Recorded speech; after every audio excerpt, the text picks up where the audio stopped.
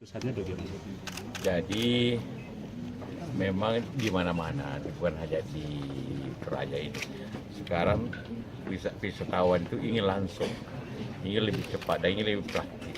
Karena itu hampir semuanya ingin ada suatu hubungan transportasi udara yang langsung. Nah ini Toraja memang ada bandar tapi kecil, harus diperluas sama dengan di Toba, di mana di Labuan Bajo kita harus bikin bandara yang lebih baik. Masalahnya lagi sudah dimulai lahannya, namun masih ada masalah teknis yang harus diselesaikan oleh Kementerian Perhubungan. Tapi ini harus rencana yang bandara baru cepat juga dibuat untuk pesawat yang lebih besar. Artinya keputusan pertama memperpanjang yang bandara lama.